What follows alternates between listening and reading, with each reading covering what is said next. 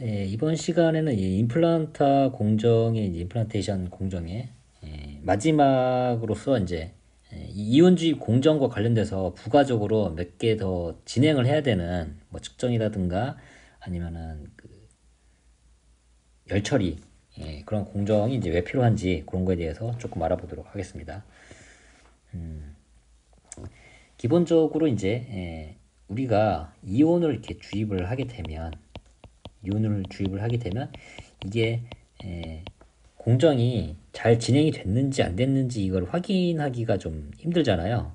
물리적으로 어떤 막질의 이제 뭐 두께라든가 아니면 폭이라든가 이런 거를 이제 재는 게 아니기 때문에 이런 경우에는 우리가 이온 주입이 얼만큼 잘 됐는지 그걸 어떻게 확인을 하느냐 그 방법이 이제 두 가지로 이제 설명이 되어 있습니다.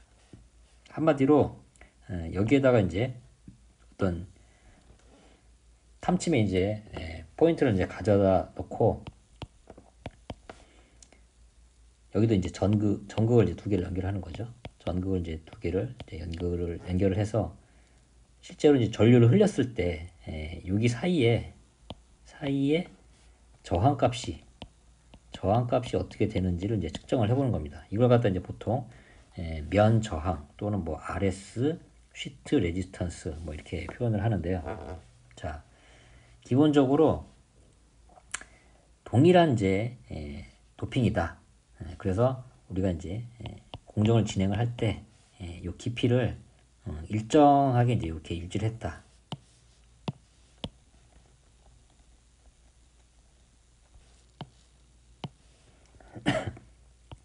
자, 일정하게 깊이가 이제 일정하게 한다는 가정하에서 이 같은 경우는 이제 뭐 하이 커런트를 쓰든 하이 에너지를 쓰든 로우 에너지를 쓰든 이 에너지에 따라서 질량이라든가 그런 거에 따라서 이제 깊이는 이제 정해져 있을 테니까 뭐 하이면 깊이 들어갈 거고 로우면 이제 얕게 들어갈 거고요. 그래서 우리가 일정한 이 깊이를 예상을 하고 이제 공정을 진행을 했다.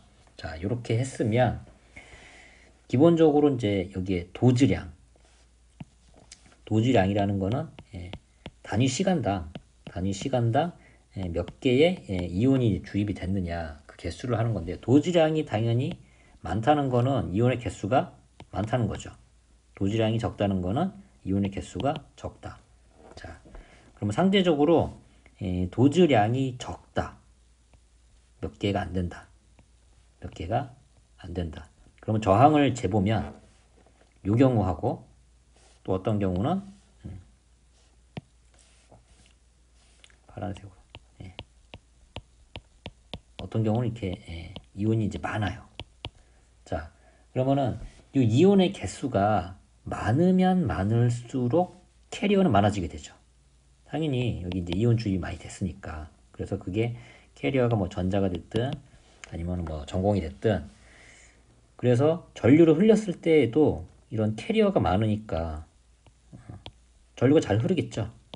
한마디로 이 파란색의 경우에는 저항이 줄어들게 됩니다. 그런데 빨간색인 경우에는 이 캐리어가 이제 몇 개가 안 되잖아요. 그죠? 캐리어가 몇 개가 안 돼서 실제로 전류를 이제 흘려봤을 때 이동해 줄 수 있는 캐리어가 적어서 이 경우에는 저항값이 당연히 커지게 되죠. 그래서 이 면 저항을 이제 측정을 해보면 우리가 동일한 깊이에 대해서 이온 주입이 많이 됐는지 아니면 적게 됐는지 요거를 알 수가 있다. 그리고 반대로는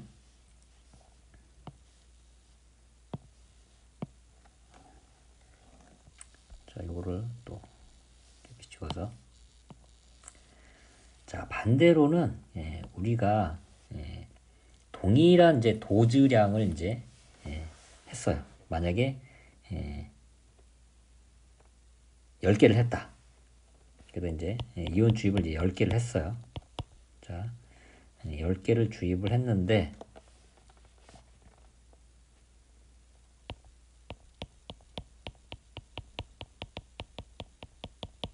죄송합니다. 한 20개 했다고 쳐요. 하나의 케이스는 이제 이렇게 주입이 된 경우 여기 하나가 있고요. 또 하나는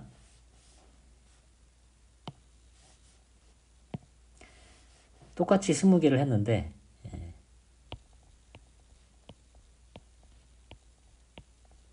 20개가 이렇게 퍼져 있어요. 자, 이렇게 퍼져 있다. 그러면 이제 빨간색인 경우하고 파란색인 경우하고 자, 이제 측정을 해봅니다. 여기서 이제 또 전극을 해갖고 이제 측정을 해요. 측정을 하면 빨간색인 경우에는 이렇게 이제 주변에 이제 몰려 있잖아요. 그러면 전류가 흐를 때도 당연히 캐리어를 중심으로 이렇게 하다 보니까 여기서 이제 막 흐르겠죠. 근데 파란색인 경우에는 이렇게 깊고 넓게 퍼져 있으니까 이거 하나하나 가는데 거리가 당연히 멀 거예요. 그죠? 거리가 멀죠. 그래서 이 빨간색의 경우에는 이제 이동하는 거리가 가깝고, 그리고 파란색의 경우에는 이동하는 거리가 이렇게 멀게 되겠죠. 그럼 당연히 저항값은 어떻게 될까요? 파란색일 때는 저항값이 당연히 커지게 될 테고요. 그리고 빨간색일 경우에는 저항값이 상대적으로 작아지게 될 겁니다. 그래서 여기에서는 자, 동일한 그 이온의 개수, 이거 이제 도질량입니다.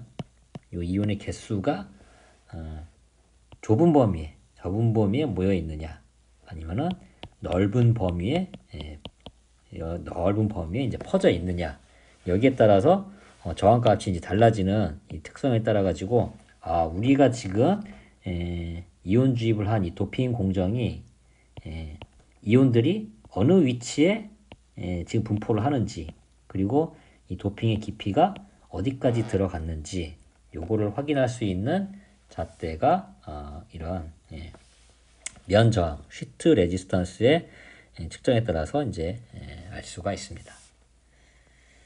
그리고 이제 요거를 이제 측정할 때는 이제 4개의 단자를 이용하는 반데르포 측정법이라는 거를 이제 통해 가지고 이제 단자 4개를 찍어 가지고 이제 측정을 하게 되고요. 자, 부가적인 공정 이제 또 중요한 특성 하나가 어닐링이라는 게 있습니다. 어닐링. 자, 요거는 그림을 이제 보시면 이제 아실 텐데, 실제로 이온 주입 공정은 물리적인 이제 충격으로 여기 가속도를 붙여가지고 이온이 침투를 하는 이런 방식을 이제 쓰고 있거든요. 그렇다 보니까 기존에 있는 실리콘 격자가 아무래도 이 충돌이라든가 데미지를 입어가지고 이렇게 불안정해져요.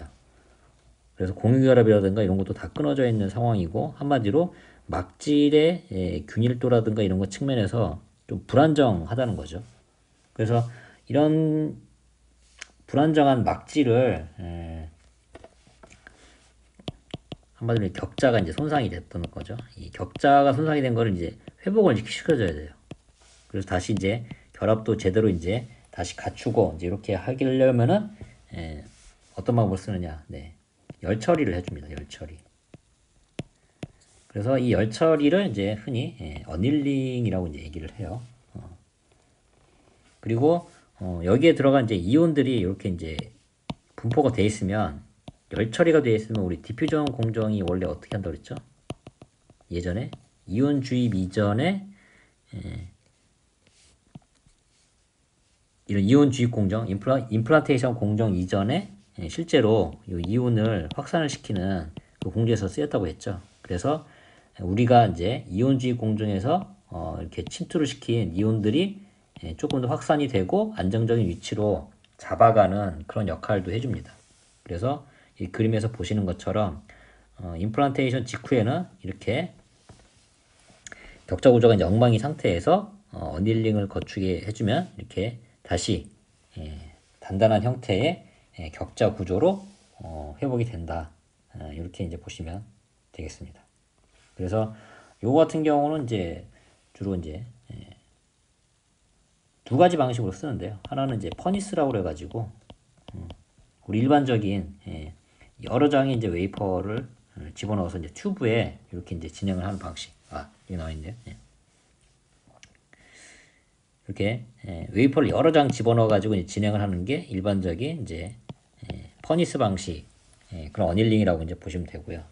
그리고 한 장 한 장 이렇게 넣어놓고 이런 할로겐 램프라든가 이런 걸 통해 가지고 복사열로 인해서 웨이퍼 자체를 이렇게 뜨겁게 달구는 이런 방식을 RTA, Rapid Thermal Annihiling이라고 이제 합니다. 그래서 임플란테이션 공정은 이런 식으로 어닐링을 꼭 거쳐줘야 격자가 이제 회복이 이제 손상된 격자가 이제 회복이 되고